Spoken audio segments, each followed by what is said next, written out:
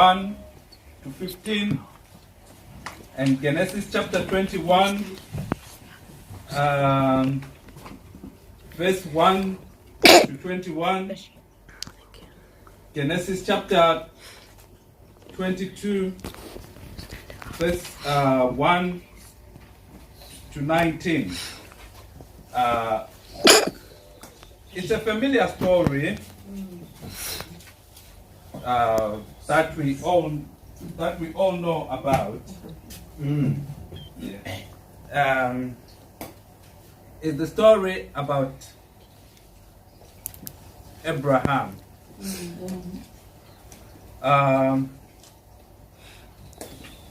We all know about Abraham and Sarah and Isaac and Hagar and Ishmael. And God had a purpose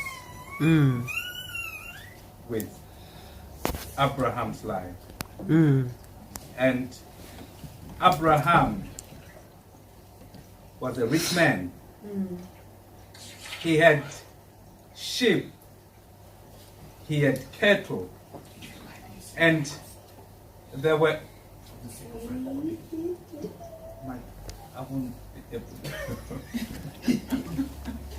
You want to use this?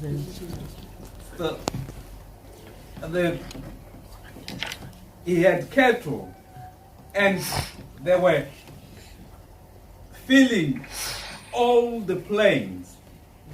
And he was a rich man, and God honored him.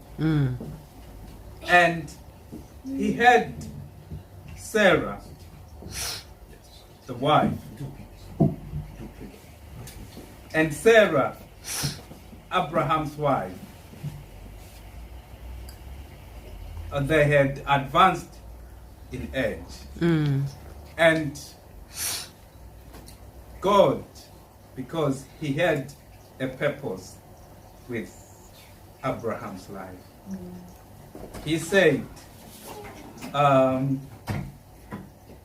if we read from chapter 18, verse 15, chapter 18 of Genesis.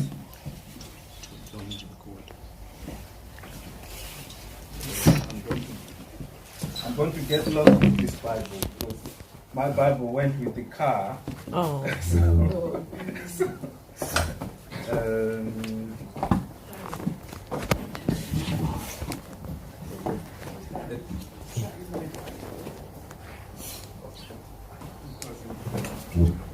It only has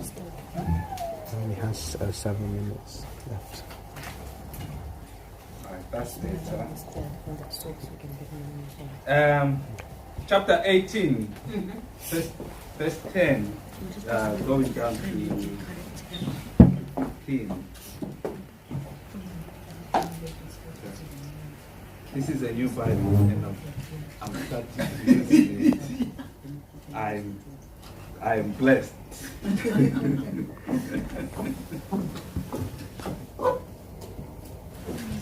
Chapter 18, verse 10.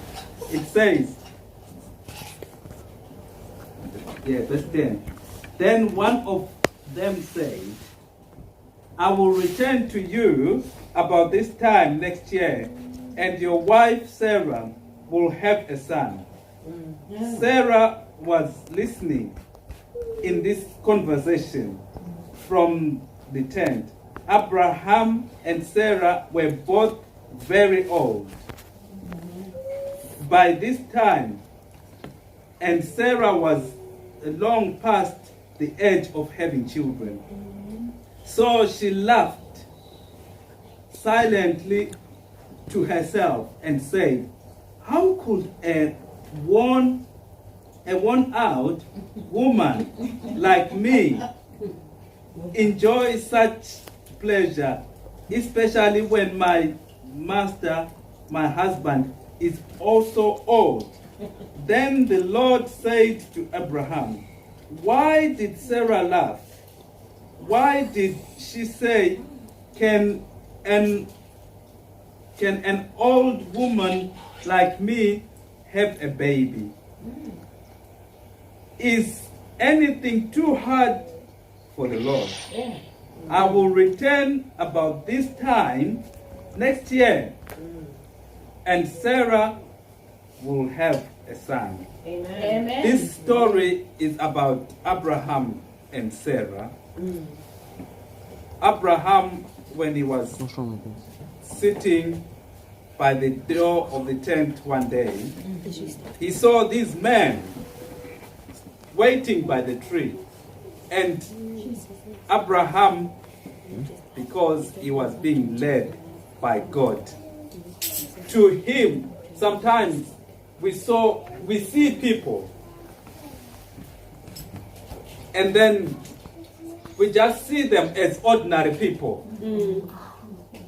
But Abraham, because he was led by God, he saw that there is something special about these people.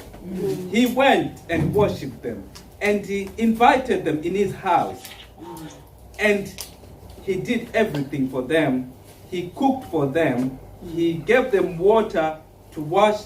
He gave them everything. He did everything to them. And they said, at this time, next year, Sarah will have a child. Yes. And Sarah was listening. And Sarah laughed. It was like, these men were not ordinary men like any other men. Because Sarah laughed, but she didn't laugh loudly. She laughed in her head. She laughed in her mind. That how can an old woman like me have a child? But these men saw it, and they said to her, why did Sarah laugh? And Sarah refused that she laughed. But they said, this time, next year, I will return and you will have a child. And as we go along, before Sarah, as she was going along, after this promise, she thought, I will do God a favor.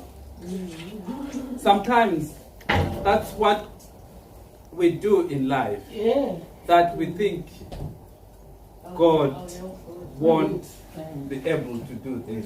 I know this path very well, and I know how it goes.